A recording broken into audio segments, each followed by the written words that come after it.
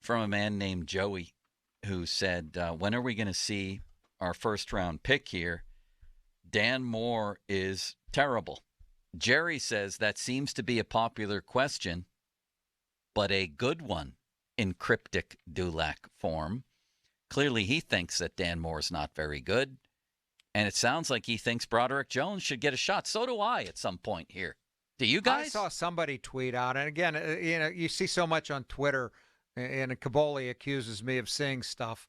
I saw somebody that tweeted out, Chooks has been awful, that they need to put Dan Moore at right tackle. And somebody asked Dulac. Broderick Jones needs to be in the lineup. One of the two at left tackle, whether Moore or Chooks is the right tackle. Yeah, somebody asked Dulac that, and he basically said he's not as, in so many words, Chooks ain't as bad as Dan Moore. Okay. Anybody want to guess the PFF grade for who? Well, we can go with Chooks first, and then Dan Moore Jr. So it's graded like a regular old test where, 70 is a C, 80 is a B, that type of thing. Pretty much, yeah. And who are we grading here? I did see somebody post a picture of the photo of a play. Mason Cole just got driven back into Pickett. Driven, like it reminded me of Kendrick Green. Driven back. And now that was one play. Maybe he did great otherwise. Whose grade are we talking about? Let's go for the whole offensive line here. Chooks for the season or the game the other night? For the season. For the season. I'm going to say Chooks is a 45. Ron? 52. 50.5. I'm a little closer. An F is an F by any other name. Yep. Mason Cole. Let's do Mason Cole. I'm going to say he has a respectable D- at 61. 60. Mason Cole is at a 48.5. Oh my God. He ain't putting that report card up at home, Ron. How about the other That's guys? Not going on the refrigerator. How about Dan Moore? Well, let's save him for last. Okay. Yeah, why don't James Daniels. Everyone else does. James Daniels. Let's go to him here real quickly. What are your guesses? 60. I'm going to say James Daniels is 61. He also is a D-. 55.9. Oh my God.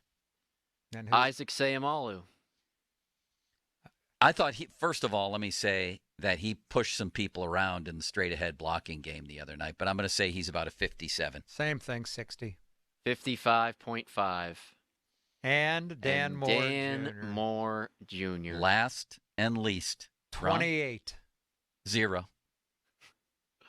Ron, you are very close. 29.2. Wow. So let me ask you but this. These are also the people that had T.J. Watt got a low grade for, I don't know what it is for the season, but last week, a low grade. I just don't know what to trust and not to The mistake they make there is they're grading percent plays that you generate pressure, I believe.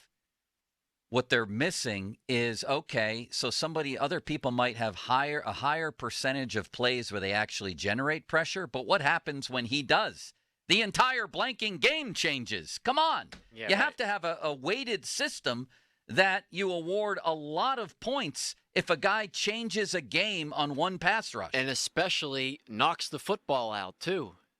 And allows your other team, the other team to recover it, That's what I mean, Folsey. Yes, I agree with that. But we also have, the Texans' offensive coordinator worked for Pro Football Focus. They don't pull guys in out of a bar. Bruce Gradkowski grades the throws, or did. It seems like it's more pressure rates than actual sacks and forced fumbles and things of that nature. That's what I just said. Yeah. I'm sorry. Didn't say that gently. I have already said that, and I appreciate you backing my statement. Ron? I appreciate it, too, very kindly. Ron appreciates me appreciating your backing, Folsey. Very kindly. I appreciate that. Thank you. What else does Jerry what have were we going to say? Oh, Dan Moore and Pro Football Focus. I mean, my question is... Where's Broderick Jones? Well, no, they have professionals doing that. They do. How much different could the Steelers' rating be? I mean, T.J. Watt still got an 82, so he still got a B, from them. Most people give an A+. Okay. Dan Moore is getting... He's failing out of school. Are the Steelers giving him an A, a B? Where do they grade him? How much further apart could they be from the people looking at every play there? That's my question, Ron. And when's this kid going to get a chance? How many snaps did he play the other day? Did you see that yet? No, I didn't see Probably not. I don't know that he got any on offense. He's been on special teams a couple times. Yeah. I don't think he played much. I mean, I'm sure they factor in. So when would you play him? And how much? Yeah, I guess I could. If you were trying to work him in slow and you didn't want him to go against, what did the word Tomlin use yesterday? Aliens. Mm-hmm. Aliens on the edge, right? Maybe this week. Try to work him in a little more. Unless he's extremely disappointing to them, what would be the harm in starting him? It would get worse? Well, they probably figured they had their best game offensively, and it might not make a change for that reason. They actually ran the ball a little bit. What would you do, Folsey?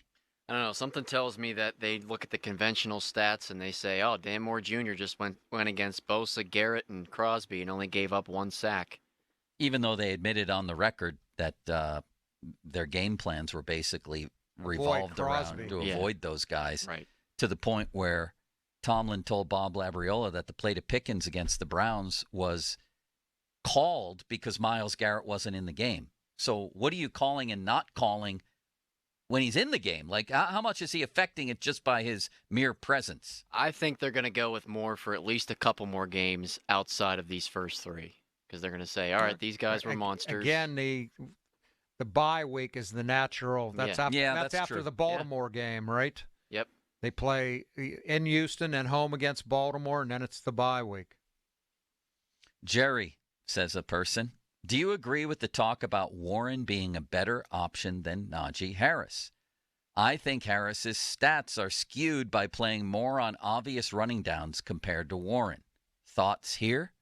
I actually thought that last year. Jerry says, I'll tell you what else gets lost in the conversation. Opposing defenses plan and scheme to stop Harris. He's a red number guy in the other team's practices. Warren is not. Warren is not a better option, but he's a good option, especially in pass situations, as a protector and a receiver. Do you agree with that? He's not a better option than Najee? I'm still sticking with Najee to start and see how he does if he gets on a roll. But I'm also in favor of Warren getting almost equal snaps. Do you think he's a better option? Jerry says he's not. See, I think I'm with Ron here, where I don't even know if that's the real conversation to be having, because I don't think it matters. Like, both of these guys should be splitting snaps almost no matter what. Like, I think Warren should absolutely be getting as much playing time or as many touches as Najee Harris does. And then if Warren is the hotter hand, you ride him. If Najee's the hotter hand, you ride him. Who has to be better? Why can't we play them both equally and see who's better that day and just go with that? Isn't that the beauty of having 2 running backs? Such an insightful young fool. This conversation I hear you, but we go why round is that and round a with bad conversation? It's not. I'm just saying, saying, two guys. There's 2 dogs on one bone, as Tomlin likes to say. Who's the better player? But they can have 2 dogs on this bone. Who's the better player? Who's a better option? They think Najee. He had 19 carries the other day. I know, and he had 2/3 of the touches. Right, and I don't think that should be the case. Okay. I think they should be splitting. Ron, do you want splitting? Najee Moore or Jalen Moore? I could live with a 60-40 Najee. Start him. What's the case for Najee right now?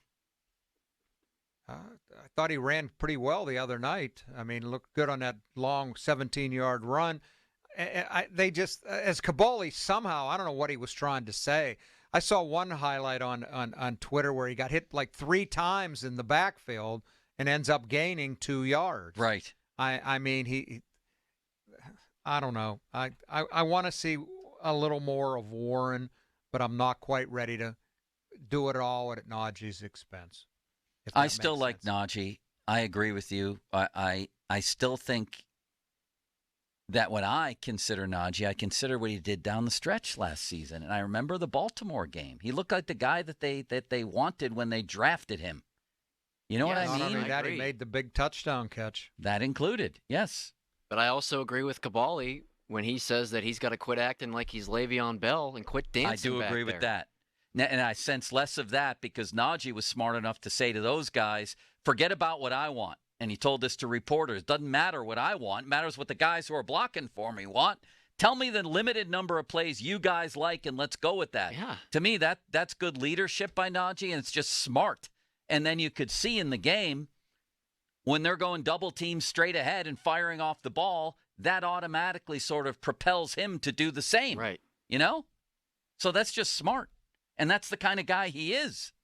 They're at their best when they're their most physical. Yes. And just going and straight downhill. ahead. Yes. North, south, bang. Punch him in the mouth. Right. And he does pack a punch, yes. Najee. There's no question about For that. sure.